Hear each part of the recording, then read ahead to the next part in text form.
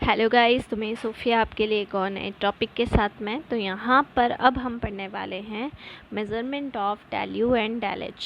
तो del U और del H के बीच में हम मेज़रमेंट को स्टडी करने वाले हैं, किस तरह से हम यहाँ पर मेज़रमेंट को पढ़ेंगे। तो सबसे पहले हम बात करते हैं कि जब भी हम क्या करते हैं, एनर्जी चेंज को मेज़र करते हैं। किसी भी एनर्जी में अगर चेंज हो रहा हो और उसको अगर हम मेज़र करते हैं तो वो केमिकल या फिज़िकल प्रोसेस से क्या होती है, एसोसिएट होती है। केमिकल या फिर फिज़िकल प्रोसेस से एसोसिएट होती है एक्सपेरिमेंटल टेक्निक के थ्रू, जिसको हम क्या बोलते हैं, जिसको हम कहते हैं कैलोरीमीटर। ठीक है, जिसको हम क्या बोलते हैं, जिसको हम कहते हैं कैलोरीमीटर। तो जब भी एनर्जी चेंजेस को मेज़र किया जाता है तो वो किससे एसोसिएट होती है, केमिकल और फिज़िकल प्रोसेस से एसोसिएट होती है, एक एक्सपेरिमेंटल टेक्निक के थ्रू एसोसिएट होती है। और उस एक्सपेरिमेंटल टेक्निक को क्या बोला जाता है, उस एक्सपेरिमेंटल टेक्निक को बोला जाता है कैलोरीमेट्री। अगर हम कैलोरीमेट्री की बात करें तो कैलोरीमेट्री की जो प्रोसेस होती है वो एक वेसल में होती है, जिसको हम कैलोरीमीटर कहते हैं। जैसे कि आपको यहाँ पर डायग्राम में दिखाई दिया जा रहा है बॉम कैलोरीमीटर। बॉम कैलोरीमीटर क्या है उस पर भी हम डिस्कस करेंगे, बट जहाँ पर भी इसका मेज़रमेंट होता है, जिस वेसल में होता है, उसको कैलोरीमीटर कहा जाता है। ठीक है, जो इमर्स्ड होता है non volume of a liquid से। अब हीट कैपेसिटी के लिक्विड को जानने के लिए जो भी कैलोरीमीटर इमर्स्ड होता है और जो भी हीट कैपेसिटी होती है कैलोरीमीटर की, ठीक है, क्लियर। तो ये पॉसिबल होता है कि हम जो भी उस प्रोसेस के थ्रू हीट इवॉल्व हो रही है ना, उसको डिटरमाइन कर सकें। कैसे डिटरमाइन कर सकते हैं, टेम्परेचर में चेंज से। जैसे जैसे टेम्परेचर चेंज होता जाएगा वैसे वैसे हीट इवॉल्व जो भी हो रही है प्रोसेस में, उसका मेज़रमेंट होता जाएगा। ठीक है, क्लियर। अब यहाँ पर जो मेज़रमेंट होते हैं वे दो कंडीशन में होते हैं। पहला केस होता है एट कांस्टेंट वॉल्यूम और दूसरा केस होता है एट कांस्टेंट प्रेशर। अगर हम कांस्टेंट वॉल्यूम की बात करते हैं तो वो क्यूवी हो जाएगा, और अगर हम कांस्टेंट प्रेशर की बात करते हैं तो उसको फिर हम कैसे डिनोट करते हैं, क्यूपी से डिनोट करते हैं। सबसे फर्स्टली हम यहाँ पर देख ले रहे हैं डेल यू मेज़रमेंट्स या डेल यू मेज़रमेंट्स का मतलब क्या होगा।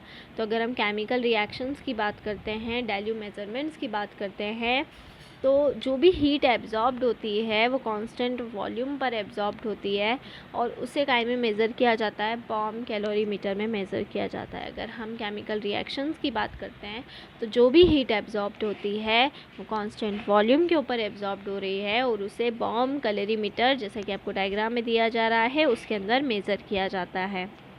ठीक है, अब यहाँ पर देखिए ये जो वेसल है ये पूरा स्टील का बना हुआ होता है। ठीक है, अब यहाँ पर इसके अंदर हम क्या करते हैं, जो भी स्टील का वेसल होता है, ठीक है, उसको काय में रख देते हैं। ठीक है, वाटर बाथ के अंदर देख सकते हैं आप, ये नीचे वाटर है और वाटर बाथ के अंदर इसको क्या कर दिया जाता है, रख दिया जाता है। ये पूरा जो डिवाइस होता है इसको कैलोरीमीटर कहते हैं। जो स्टील का वेसल होता है जिसको हम वाटर बाथ में रखते हैं, ठीक है, तो वो इसीलिए रखते हैं ताकि कोई भी हीट सराउंडिंग के अंदर कोई भी हीट का लॉस ना हो।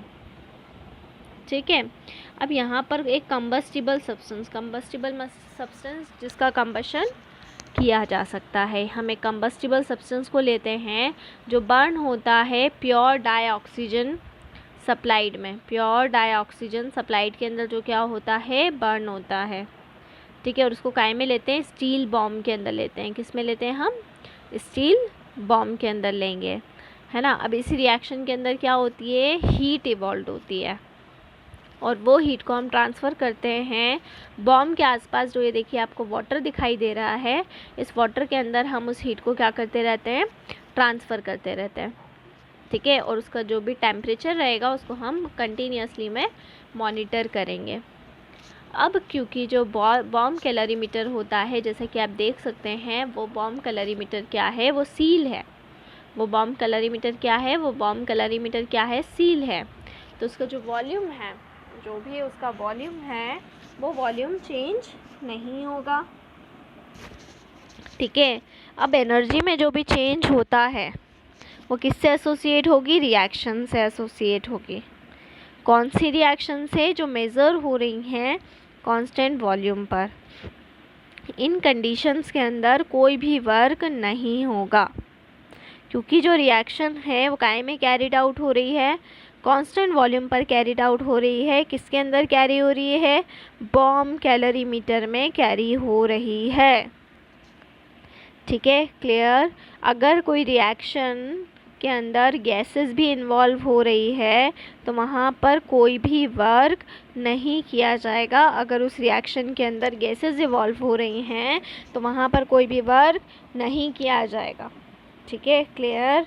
अगर टेम्परेचर चेंज होता है कैलोरीमीटर का, कंप्लीट रिएक्शन से प्रोड्यूस होता है, तो वो कन्वर्टेड काय में हो जाएगा? वो कन्वर्टेड हो जाएगा क्यूवी के अंदर। जैसे कि हमने बोला था कांस्टेंट वॉल्यूम पे जो हीट होती है उसके ऊपर वो चेंज हो जाएगा, जिसको हम क्या करते हैं, जिससे हम हीट कैपेसिटी को आसानी से पता कर सकते हैं। तो ये हमारी किसका मेज़रमेंट था? डेल यू मेज़रमेंट था। मतलब हम एनर्जी का मतलब डेल यू का मतलब किसका? सी वी डेल टी, मतलब क्यू वी। अगर डेल यू मेज़र होगा तो क्यू वी भी डेल मेज़र हो जाएगा, क्योंकि क्यू वी कॉन्स्टेंट वॉल्यूम पे जो भी हीट होती है वो डेल यू के बराबर होती है।